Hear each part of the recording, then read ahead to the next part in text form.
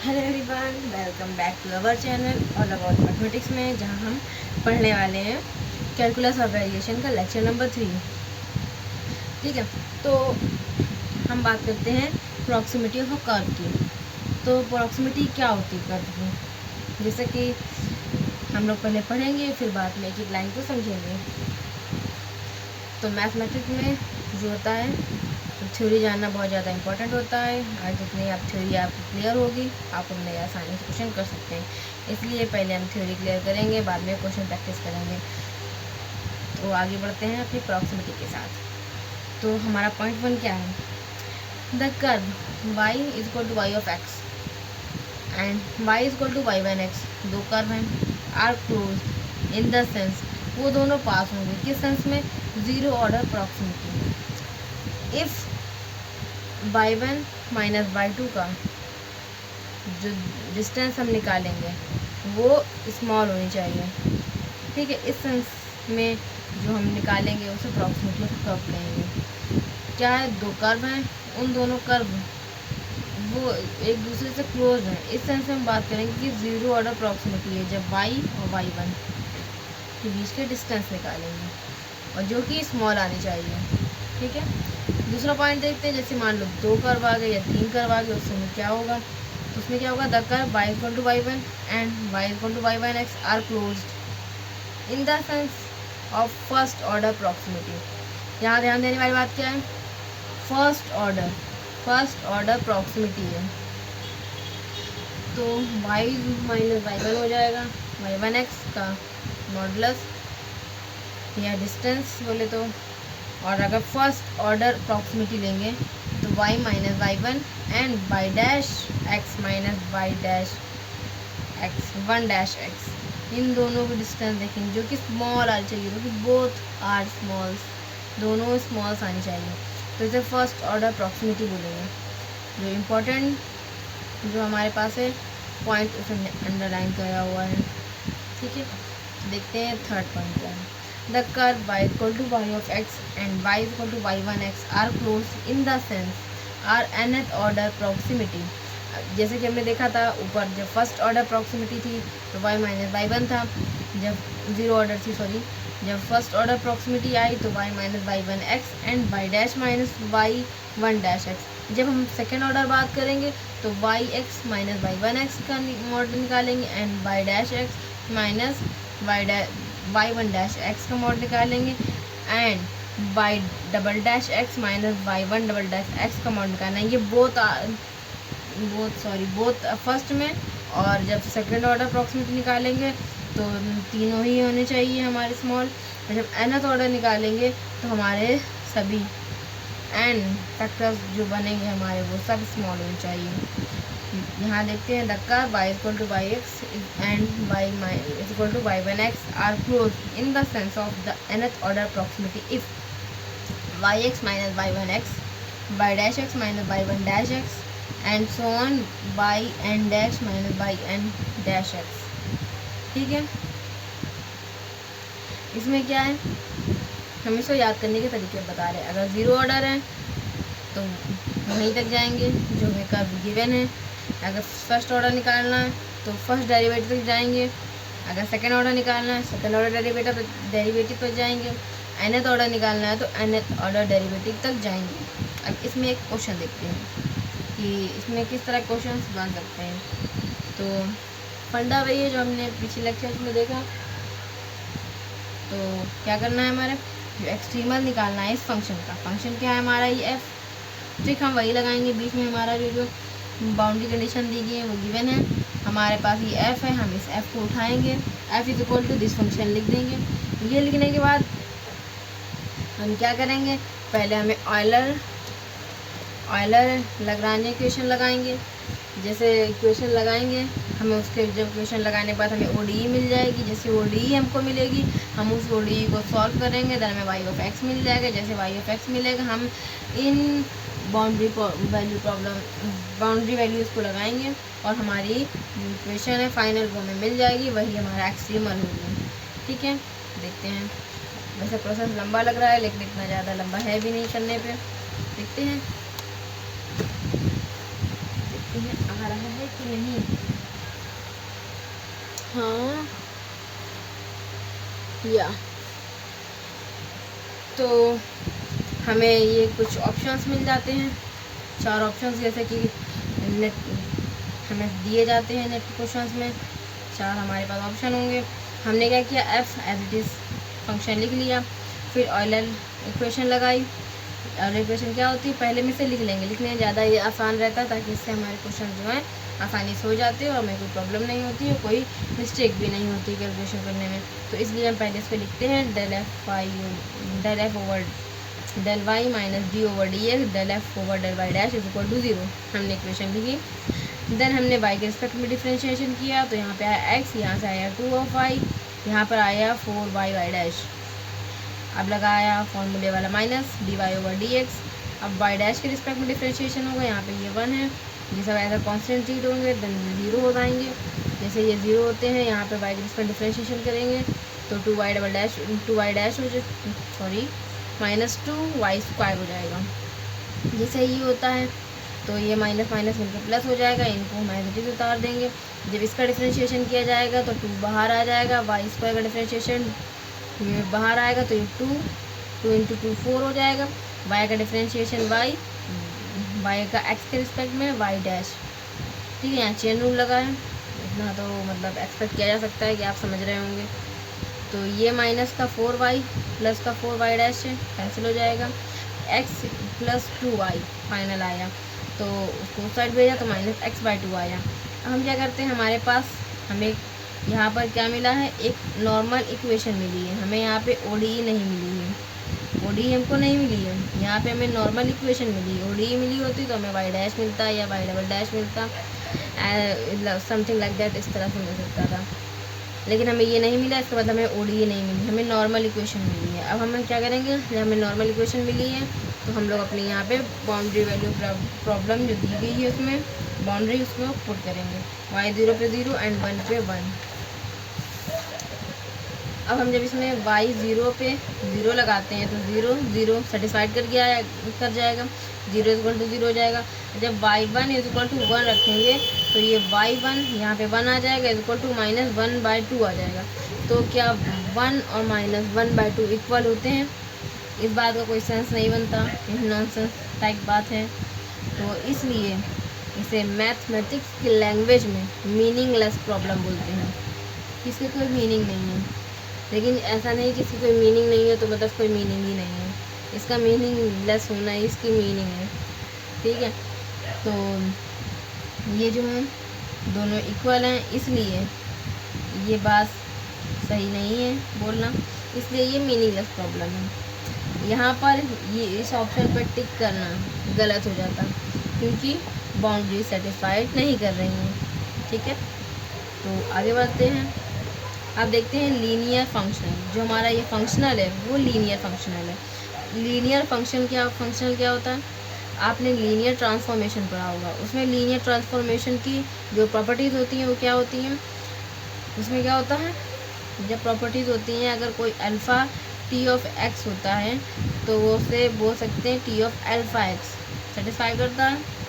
कोई कांस्टेंट अगर मल्टीप्लाई किया जाए या बाहर लिया जाए तो वो दोनों इक्वल होते हैं, ठीक है। अगर T of x1 plus x2 किया जाए तो ये आता है T of x1 plus T of x2, ये कंडीशन होती है। ये जब दो कंडीशन सेटिस्फाई करती हैं तो उसे लीनियर ट्रांसफॉर्मेशन बोलते हैं। ट्रांसफॉर्मेशन में तो सेम वही कंडीशन यहाँ पर भी है, बस कहने का तरीका थोड़ा सा अलग है। यहाँ टी ऑफ वाई लिखा है, यहाँ आई ऑफ वाई लिखा है। अल्फ़ा क्या है, तो कांस्टेंट फील्ड से आ रहा है, तो I alpha Y is equal to alpha I Y. Alpha बाहर लिया, ये दोनों इक्वल आएंगे, ठीक है। जैसे यहाँ पे फर्स्ट प्रॉपर्टी होती है, उसमें या बोले सेकंड प्रॉपर्टी होती है, कि फर्स्ट प्रॉपर्टी एडिशन वाली होती है, सेकंड प्रॉपर्टी मल्टीप्लिकेशन वाली होती है। मैंने पहले मल्टीप्लिकेशन बताया, फिर एडिशन बताया, तो इसके हिसाब से बताया था, तो आप भी समझ सकते हैं। तो हमने यहाँ पे लिखा y1 प्लस y2, जब i y1 प्लस y2 है तो i y1 प्लस y2। अगर दोनों का सम करके फिर उसका निकाला जाए सॉल्यूशन, या अलग अलग निकाल कर फिर उसका सम किया जाए, दोनों इक्वल आएंगे, तो यही लीनियरिटी होती है, यही लीनियरिटी की डेफिनेशन है, और यही लीनियर ट्रांसफॉर्मेशन में भी करते हैं और यही लीनियर फंक्शन में भी करते हैं। तो देखते हैं second form of Euler equation. हमने जो ऑयलर इक्वेशन पढ़ी वो फर्स्ट फॉर्म थी। सेकेंड फॉर्म ऑयलर इक्वेशन क्या है? सेकेंड फॉर्म है d/dx f minus Y dash df/dy dash minus df/dx is equal to 0। इसको जो फॉर्मूला है हमको याद रखना है। जैसे कि फर्स्ट वाला बहुत ज़्यादा इंपॉर्टेंट था, ऐसे ही सेकंड वाला भी बहुत ही ज़्यादा इंपॉर्टेंट है। जैसे हमने उसको याद रखा, इसको भी याद रखेंगे।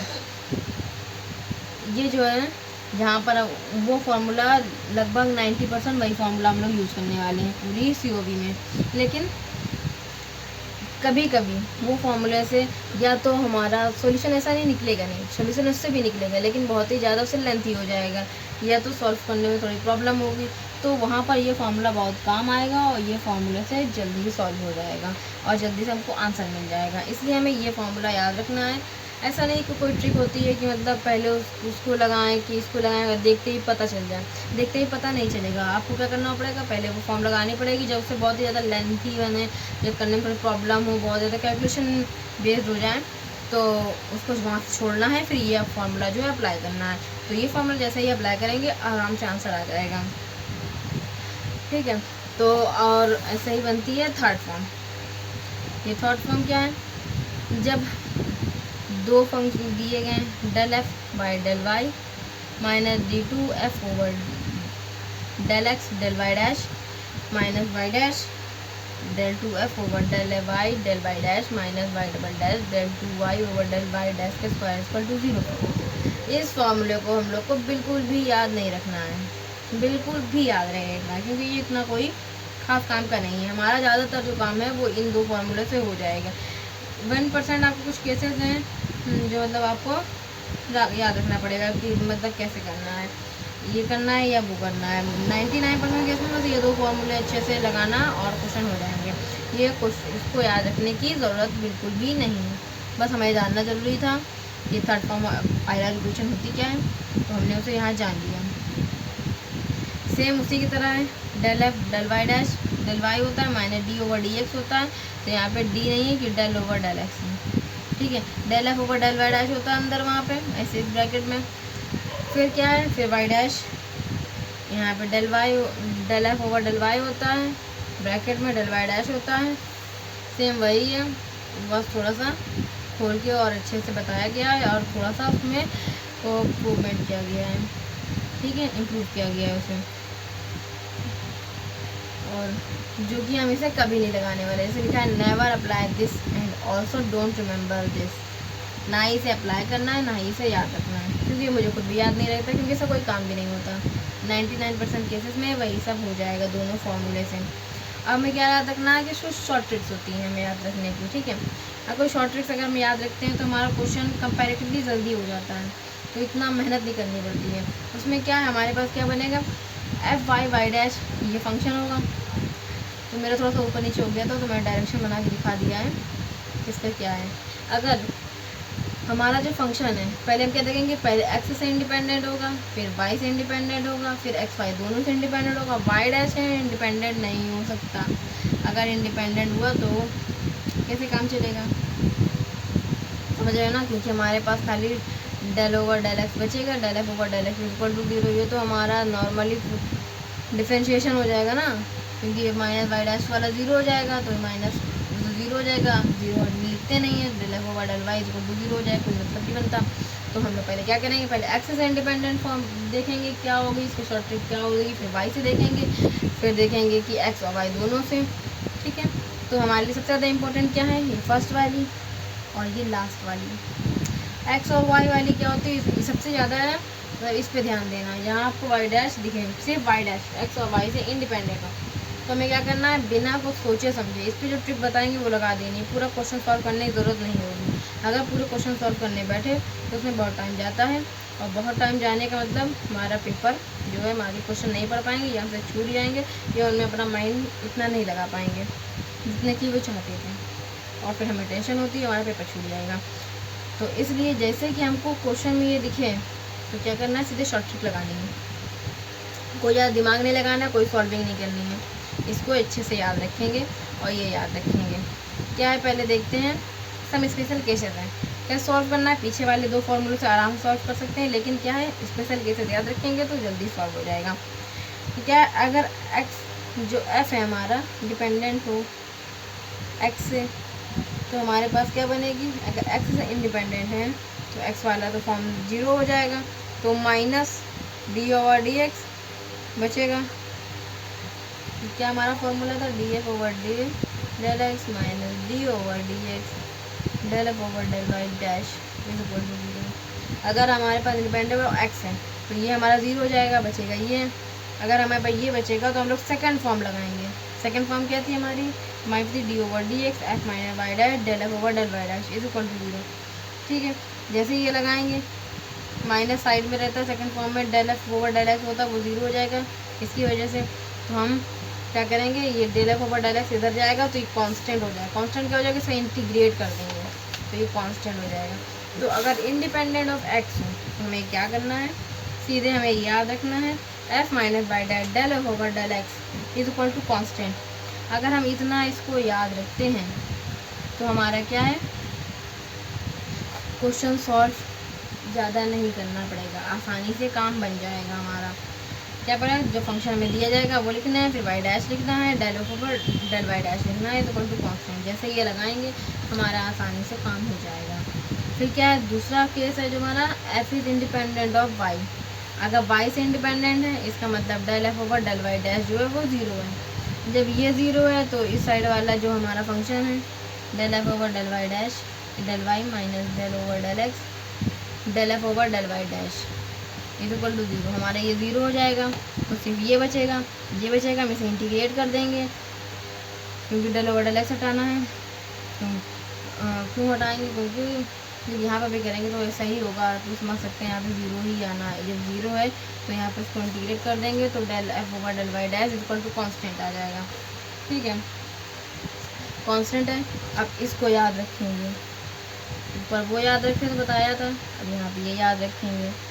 शॉर्ट ट्रिक्स हैं, मत याद रखो कोई प्रॉब्लम नहीं है, पहले भी बताया है, लेकिन याद रखोगे तो बेनिफिट है आपके लिए। अगर f is independent of Y dash, अगर वाई डैश से इंडिपेंडेंट है तो वाई डैश 0 हो जाएगा, वाई डैश 0 हो जाएगा तो फिर जब ये वाई डैश 0 हो जाएगा तो ये डेल ओवर डेल एक्स जो होगा ये बाई फर्स्ट फॉर्म, जो फर्स्ट फॉर्म है तो ये y भी 0 हो जाएगा। जब ये y 0 होगा तो डिफरेंस इक्वेशन हमें नहीं मिलेगी। जब डिफरेंशियल इक्वेशन नहीं मिलेगी, क्या कारण है देखते हैं। f is independent of y dash से इंडिपेंडेंट है। We are doing partial differentiation of f with respect to y। जब y के रिस्पेक्ट पार्शियल डिफरेंशिएशन करेंगे तो anyhow we will only get f और द फंक्शन ऑफ x। तो हमें सिर्फ फंक्शन ऑफ x मिलेगा after solving D F over del Y is equal to 0 which will not include Y dash, जो कि Y dash को include ही नहीं करता इज, तो जिसकी वजह से ये डिफरेंशियल इक्वेशन नहीं बनेगी। जैसे बताया था हमने पीछे भी, be just an ordinary equation, जैसा कि हमारा पिछले क्वेश्चन में बनी थी, y is equal to minus half of x बनी थी। ये हमारी जो थी ये इंडिपेंडेंट ऑफ वाई डैश थी। ठीक है, ये नहीं थी तो भी इस तरह की इक्वेशन हमको प्राप्त होगी। जब हमें इस तरह की इक्वेशन मिलेगी तो ये हमारी कोई ऑर्डिनरी डिफरेंशियल इक्वेशन नहीं है, तो ये नॉर्मल इक्वेशन है। तो नॉर्मल इक्वेशन मिलेगी तो हम याद रखेंगे इस बात को। f अगर independent of x and y है, इसका मतलब del F over del x भी 0 है, del F over del y भी 0 है। तो थर्ड फॉर्म से देखते हैं, अगर थर्ड फॉर्म जो बड़ी सी हमने बताई थी आपको वही यहाँ पर एज इट इज़ लिखी हुई है। इसका मतलब क्या है, del F over del x 0, मतलब यहाँ पे जो आएगा वो 0 हो जाएगा डिफरेंशिएशन के बाद। ये भी 0 है, इसकी वजह से यहाँ पे भी 0 है। ठीक, हमारे पास बचेगा सिर्फ ये। जब हमारे पास सिर्फ ये बचेगी तो माइनस ख़त्म, बाईस पर आएगा del two f over del Y dash square equal to 0 आएगा। अब हम यहाँ से क्या करेंगे, तो हमारे पास यहाँ पे क्या मिला, y double dash is equal to 0।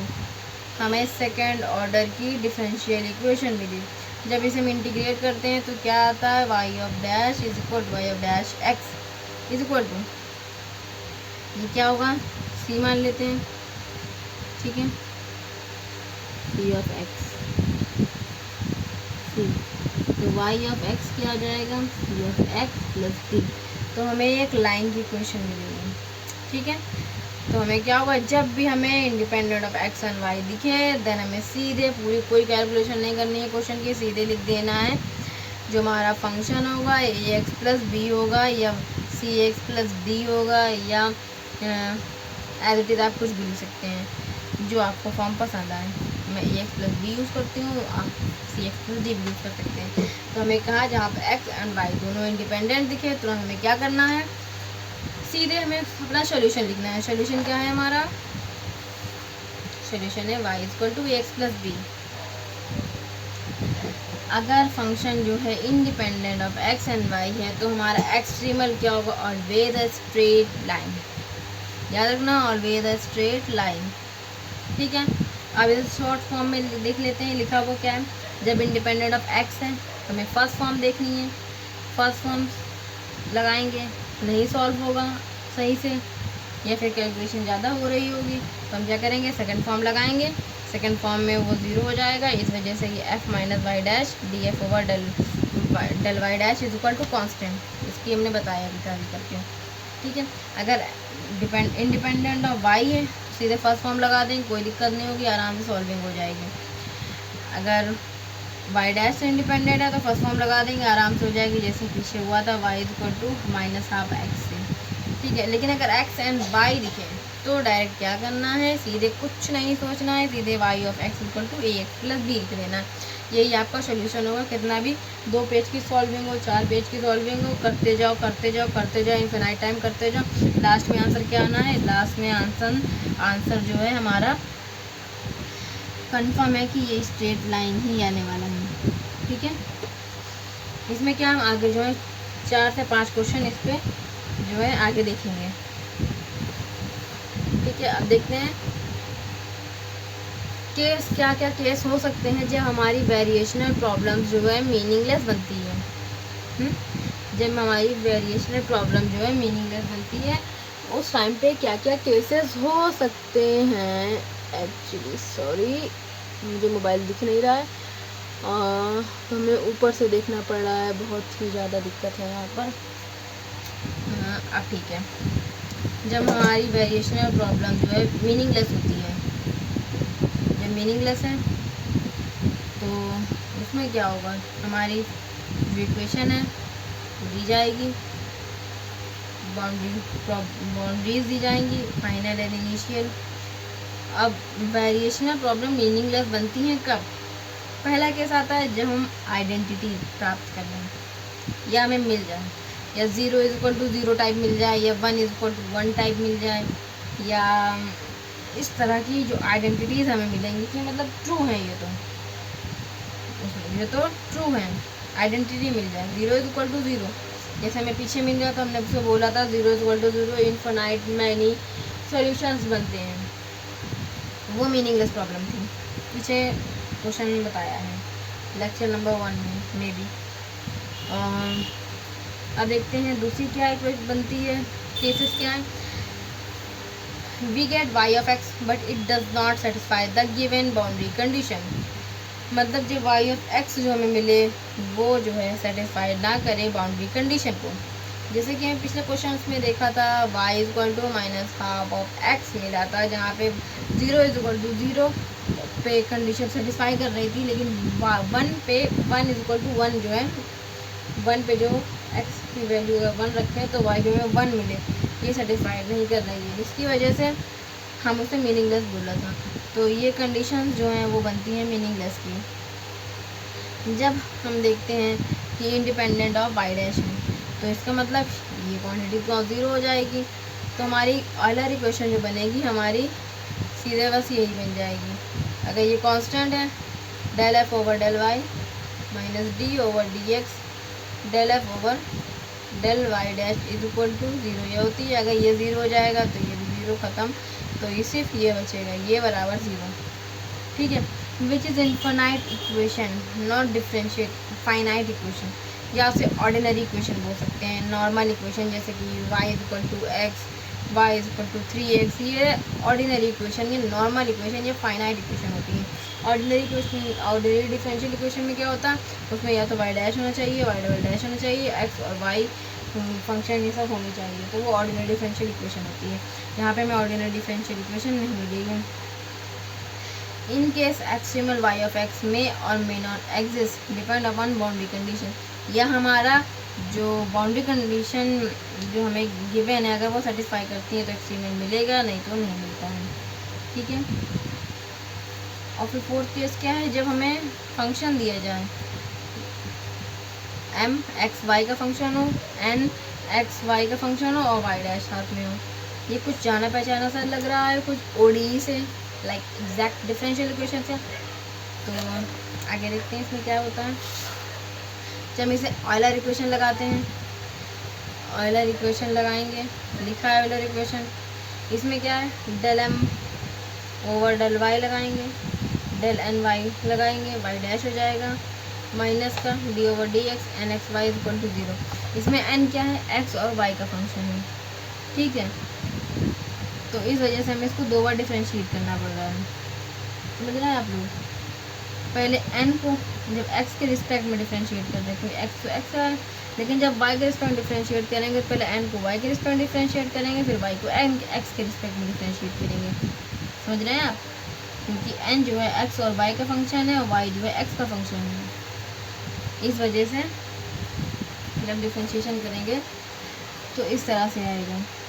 जैसे कि n है यहाँ पर, x और y का फंक्शन है, तो पहले n को x के रिस्पेक्ट डिफ्रेंशिएट किया, यहाँ चेन ख़त्म हो गई, प्लस अब y जब रिस्पेक्ट में डिफ्रेंशिएशन करेंगे, n और y के रिस्पेक्ट डिफ्रेंशिएशन किया, लेकिन अभी y जो है x का फंक्शन है, y x का फंक्शन है तो उसको डिफ्रेंशिएट करेंगे, चेन रूल लगाएंगे, लगाया हमने, जैसे लगाया, अब ये माइनस है, अंदर आया प्लस हो जाएगा, जो प्लस है वो माइनस हो जाएगा, कैंसिल हो जाएंगे आपस में, बचेगी हमारे पास del m by del m divide by del y minus del n by del x, minus का है उस साइड जाएगा प्लस का हो जाएगा, प्लस का वो है हमारे पास किस तरह कंडीशन देंगे, ये हमारे पास एग्जैक्ट डिफरेंशियल इक्वेशन कंडीशन बन गई। जो हमारे पास एग्जैक्ट डिफरेंशियल इक्वेशन होता है, del m y equal to n x आ जाता है, तो हम बोलते हैं इसे एग्जैक्ट डिफरेंशियल इक्वेशन है।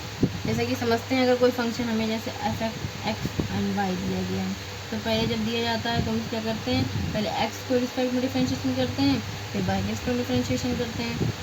ठीक है, अगर वैसे ही कोई फंक्शन यू और वी का दिया जाए, ठीक है, और यू और वी एक्स और वाई के फंक्शन हो, तो उसमें हम ये चेन रूल लगाते हैं। जैसे n है, x का फंक्शन है, y का फंक्शन है, लेकिन y जो है वो x का फंक्शन है, तो ये चेन आगे बढ़ेगी। इस तरह से हम इसे देख सकते हैं कि हमें इसे किस तरह लिखना है। जैसे x के रिस्पेक्ट में डिफरेंशिएशन किया, plus y plus del f y del x by then ये। ठीक है, इसको विस्तार समझेंगे जब ODE में जाएंगे, वहाँ विस्तार से देखेंगे। यहाँ पर जो COV के कॉन्सेप्ट हैं, ज़्यादातर हम उसी पर ही रहेंगे, ज़्यादा इधर उधर नहीं जाएंगे, जिससे कि वीडियो जल्दी कंप्लीट हो सके और हम आगे बढ़ सकें। ODE में इसमें हम विस्तार से बात करेंगे। अब इम्पोर्टेंट याद रखने योग्य बातें क्या हैं, जब हमें इस तरह की इक्वेशन दी जाए तो हमें क्या करना है, पहले सीधे चेक कर लेना है। ये अगर f इज एग्जैक्ट है तो हमें क्या करना है, जैसे हमें एग्जैक्ट मिलता है तो हमें क्या करना है, जब हमें पता है अगर फंक्शन एग्जैक्ट है तो उसका वो टोटल डेरिवेटिव के बराबर होता है। जैसे यहाँ पे लिखा है हमने, if we have an exact function phi of x. ठीक है, अगर हमें एग्जैक्ट फंक्शन मिल जाता है तो हम उससे उस फंक्शन को टोटल डेरिवेटिव के फॉर्म में लिख सकते हैं। टोटल डेरिवेटिव क्या होता है, ये भी आपको डिफरेंशियल इक्वेशन में ही पता चलेगा। जैसे कोई function x dy plus y d x लिखा है इज इक्वल टू 0, तो हम क्या करेंगे, इसे टोटल डेरिवेटिव में कैसे लिखेंगे, d of x into y is equal to 0। अगर हम देखेंगे फंक्शन जो है एग्जैक्ट है तो सीधे हम उसे टोटल डेरिवेटिव के इस फॉर्म में लिख सकते हैं। इसको बताएंगे इसे किस तरह होता है, क्या ऐसे बेस कॉन्सेप्ट है, जब तक जाएंगे। लेकिन अभी सीधे इस बात को याद रखेंगे कि अगर जहाँ फंक्शन एग्जैक्ट मिल जाएगा, हमें क्या करना है, सीधे उसका टोटल डेरिवेटिव निकालना है। जैसे फंक्शन है हमारा एग्जैक्ट, हमने देख लिया, चेक कर लिया एग्जैक्ट है। जैसे एग्जैक्ट चेक किया तो पता चला इसका डिफरेंशिएट टोटल डेरिवेटिव क्या आएगा, total derivative g of x y by dash आएगा। तो हमने क्या किया, सीधे फंक्शन को देखा, हमने सीधे टोटल डेरिवेटिव लिखा, और ये जो आपस में होते हैं, बोलने को तो बोल सकते हैं, कैंसिल हो जाते हैं, ठीक है। लेकिन इसमें याद रखने का एक तरीका होता है, लेकिन ऐसा कुछ नहीं होता है, ठीक है, क्योंकि इंटीग्रेशन जो है इन्वर्स है वाई का डिफरेंशिएशन का, और डिफरेंशिएशन जो होता है वो इन्वर्स है एक्स का, एफ का इंटीग्रेशन का। इंटीग्रेशन जो होता है अगर वो ऐड करता है, ये उसका रिवर्स प्रोसेस होता है डिफरेंशिएशन का, ठीक है। कंटिन्यूटी में इसे ऐड बोल देते हैं इंटीग्रेशन को। तो हमने क्या किया, सीधे जहाँ देखा अपना टोटल डेरिवेटिव उठाया, लिख दिया, उसमें अपर और लोअर लिमिट निकाली, लिख दी, और जैसे वो अपर और लोअर लिमिट लिखी, हमें पता चल गया कि हमारा फंक्शन जो है वो पाथ इंडिपेंडेंट है, मतलब पाथ कोई सा भी हो, हमें पता है टोटल डेरिवेटिव हमारे क्या आने वाला है, सीधे अपर एंड लोअर लिमिट रखेंगे। इसका मतलब है फंक्शन की जो वैल्यू है हमेशा फाइनल और इनिशियल पॉइंट पर ही डिपेंड करती है। लिखा है the given function is path independent but the value of the function depend upon the on ends point. इसमें क्या देखते हैं, नोट्स हमारे क्या हैं, meaningless problem has no relation, meaningless problem का इससे कोई लेना देना नहीं है with the existence of extremal, ठीक है, एक्सट्रीमल से कोई लेना देना नहीं है। उसमें क्या है, अगर हमारे पास मीनिंगलेस प्रॉब्लम है, इसका मतलब हमारे पास इन्फिनाइट सोल्यूशन बन सकते हैं, जैसे कि वहाँ पर बने थे हमारे पास 0 = 0 में इन्फिनाइट में सोल्यूशन बने थे। यूनिक सोल्यूशन भी बन सकता है, जो कि क्वेश्चन कराएंगे उसमें बनेगा भी, और नो एक्सट्रीमल बन सकता है। नो एक्सट्रीमल कैसे बना था, जैसे मीनिंगलेस प्रॉब्लम बनती है, ठीक है। अब हम इसमें क्या देखेंगे, हमें हमेशा क्या होगा, ऑलवेज गेट अ मैक्सिमम और मिनिमम। एक्सट्रीमम मिलेगा हमेशा, मैक्सिमम मिलेगा, मिनिमम मिलेगा, corresponding to each extremal. Extremal और एक्सट्रीमम में डिफरेंस आपको बताया था, जो हमें कर्व प्राप्त होगा वो एक्सट्रीमल होगा, और जब उसमें रखेंगे अपनी वैल्यू तो एक्सट्रीमम वैल्यू होगी, हमें जो वैल्यू प्राप्त होगी वो एक्सट्रीमल वैल्यू होगी। बाकी की आगे हम बाद में बात करेंगे अपने लेक्चर नंबर 4 पे। तो चलते हैं और फिर मिलते हैं अपने नेक्स्ट वीडियो में। जब तक बने रहिए और देखते रहिए और हमसे सपोर्ट करते रहिए। Thank you everyone.